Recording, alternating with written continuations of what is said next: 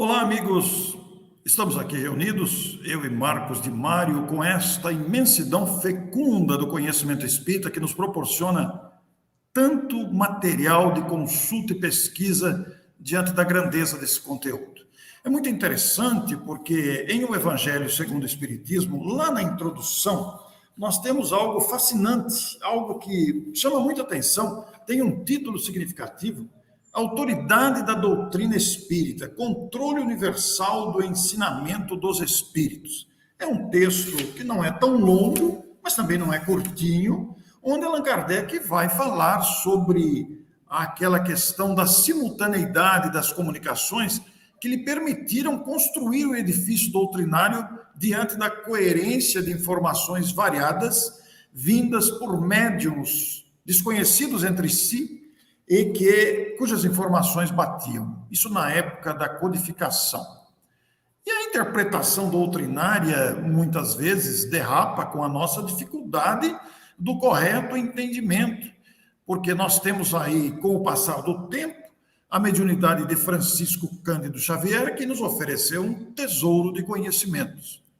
Marcos, podemos afirmar que com a eclosão da contribuição mediúnica de Chico Xavier, esse critério estabelecido por Allan Kardec, lá na introdução do Evangelho segundo o Espiritismo, o controle universal do ensinamento dos espíritos, isto é válido também para os dias atuais, Marcos? O que você pensa sobre essa questão? Sem dúvida que é válido, isso jamais irá se perder, porque é base da doutrina espírita em relação às comunicações do mundo espiritual via mediunidade. O fato do Chico Xavier ter tido uma mediunidade exuberante na psicografia e na psicofonia, principalmente na psicografia, e nos ter legado mais de 450 livros psicografados com a sua mediunidade, não invalida de maneira nenhuma esta questão do controle universal do ensinamento dos espíritos. Esse crivo tem que ser utilizado o tempo todo, não importa quem seja o médium. Aliás, Allan Kardec deixa isso muito claro na codificação. Nem o nome do médium, nem o nome do espírito, de fato, importam. O que importa é o conteúdo. Mas alguém, então, perguntará, mas como fazer esse controle universal diante desse universo fantástico da literatura mediúnica via Chico Xavier? Mas é simples. Nós precisamos passar todas as mensagens recebidas pelo Chico Xavier pelo que temos na codificação. Porque a codificação reúne, né, ou seja, as obras de Allan Kardec, elas reúnem um conteúdo fantástico de comunicações espirituais através de dezenas de médios com os quais Allan Kardec trabalhou direta ou indiretamente, já que ele recebia correspondências de mais de 1.000 centros espíritas espalhados pelo mundo. Então, basta pegarmos por exemplo, o que Emmanuel fala lá numa determinada obra, e irmos para a codificação. Será que isso que Emmanuel está falando está de acordo com o que está lá no Livro dos Espíritos? Quando no Livro dos Espíritos nós encontramos esse tema também, assim, e nós vamos então bater, é o controle universal. Agora, nós temos Divaldo Franco, por exemplo, tivemos a Ivone Pereira, temos Raul Teixeira, médios também com dezenas, Divaldo Franco com quase 300 obras aí psicografadas, e que você também pode pegá-los, e vamos ver aqui, o que a Joana de Ângeles diz aqui, o que o Camilo diz ali, o Charles, o Bezerra de Menezes, através de outro médium, e você faz esse controle universal. Lembrando, Orson, que o próprio Emmanuel, e as pessoas às vezes esquecem disso, Emmanuel conversou no início do mandato mediúnico de Chico Xavier, conversou com ele e disse a ele, Chico, se um dia você tiver qualquer dúvida sobre os meus escritos, sobre a minha orientação, me esqueça e fique com Kardec. Gente, sou um espírito superior para falar isso, né? Ou seja, não acredite em tudo que eu lhe falar, não acredite em tudo que eu escrever através de você. Na dúvida, fique sempre com Allan Kardec e me esqueça. E até hoje, Orson, que eu saiba, nunca ninguém conseguiu encontrar erro efetivo. Tem aí algumas colocações que o Emmanuel é religioso demais, porque ele foi padre católico em outras encarnações, mas os que tecem essa crítica, sinceramente, Orson, esquecem da lei de evolução, não? Porque nós não temos que ficar olhando para as encarnações passadas, encarnação de 1000 anos atrás, de 2000 anos atrás, 500 anos atrás. O espírito evolui. E hoje ele está com outras percepções, outra visão. Senão nós teríamos que renunciar a Joana de Ângeles, é uma série de... Aliás, Watson, tem que engavetar a codificação. Sabe quais são os dois principais espíritos orientadores da codificação junto a Allan Kardec? São Luís e Santo Agostinho. Ora, foram padres da Igreja Católica, mas isso não quer dizer absolutamente nada diante da lei de evolução.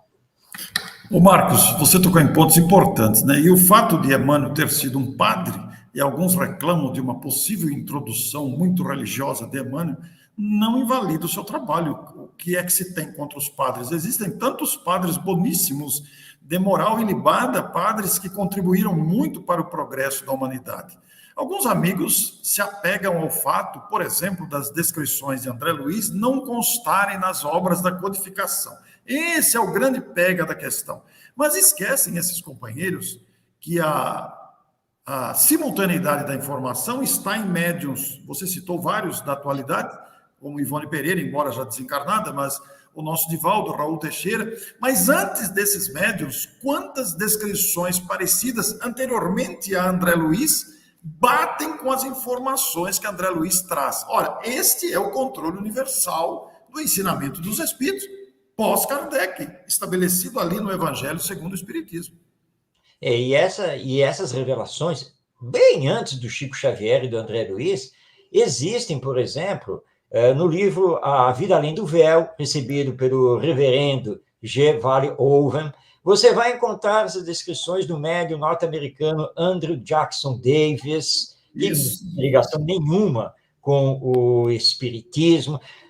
Antes ainda, se nós quisermos ainda voltar um pouco atrás, nós vamos encontrar lá na Europa, e Kardec, que era o professor Denis Arrivaio, já estudava isso, nós vamos encontrar também de alguns outros médiuns. Então, na verdade, quem tece essa crítica, né, que o André Luiz é um autor de ficção, de fantasia, que o mundo espiritual não deve ser desse jeito, precisa estudar mais e recuar aí no tempo para ver que existem outros médiuns que não eram espíritos, porque o espiritismo sequer existia, e que receberam essas descrições.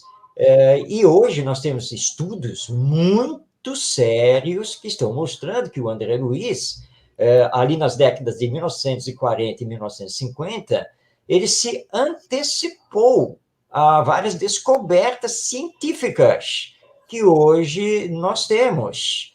Nós temos, por exemplo, pesquisadores ligados à Universidade Federal de Juiz de Fora, em Minas Gerais, que estão demonstrando isso, né, com publicações muito sérias nesse campo.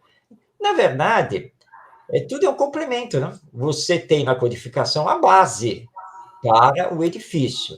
Na medida que o tempo passa, os espíritos vão percebendo que podem começar a fazer novas revelações. Novas no sentido de que elas não puderam ser feitas na época da codificação, né? Eles não podiam ensinar tudo, falar sobre tudo, mas que com o passar do tempo passou a ser possível começar a revelar mais isto e mais aquilo, mas sempre de acordo com os princípios do Espiritismo, com toda a base que nós encontramos na obra da codificação. É só uma questão de estudar, para perceber que uma coisa está ligada à outra, e que o André Luiz não é, autor de ficção, é a realidade realmente que existe no mundo espiritual.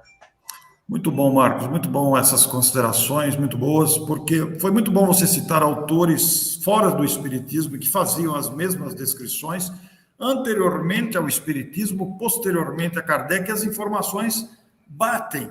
Então, é preciso mesmo que aqueles que não aceitam, e a gente entende até de não aceitar, é uma liberdade, nós estamos numa liberdade democrática, parece uma repetição de palavras, mas nós estamos num país democrático, somos criaturas livres de aceitar ou não, mas a questão é esta mesmo, é estudar mais, aprofundar as questões para não cairmos nas raias da rejeição sistemática e muitas vezes sem embasamento.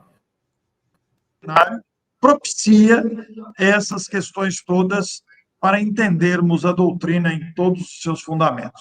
Obrigado, Marcos. Não sei se você quer acrescentar alguma coisa, mas foi de grande utilidade esse diálogo rápido que nós tivemos aqui. Só lembrando aqui, que lembrei aqui agora, de um outro médium que antecede o espiritismo, que é o Emanuel Swedenborg, né, que também trouxe as descrições. E só uma coisinha a respeito do Emmanuel, porque uma das críticas que se faz é que ele é muito moralista. Ora, e nós estamos precisando do que aqui na Terra? Progresso moral. E que os espíritos superiores na codificação falam exatamente isso. A transformação moral da humanidade só pode acontecer com a transformação moral dos indivíduos que a acompanham. E nós estamos precisando muito sermos relembrados dos ensinos morais do nosso Mestre Jesus, e que essa é a grande missão do Emmanuel, assim como de outros espíritos, através dos médiuns que nós citamos aqui. Muito obrigado, Marcos. Fica para todos nós aí uma dica que o Marcos deixou para nós, que eu assino embaixo. Vamos estudar mais antes de tentarmos fechar questão com esses assuntos que às vezes nos atormentam sem necessidade alguma. A obra da codificação é muito ampla, o trabalho do médium Chico Xavier está além da nossa percepção. Mais adiante vamos perceber a grandeza desta obra, o exemplo deste médium e, sem dúvida nenhuma, o aspecto moral envolvido em tudo isso. Gente, vamos estudar mais. Um grande abraço para todos, fiquem com bem. Tchau.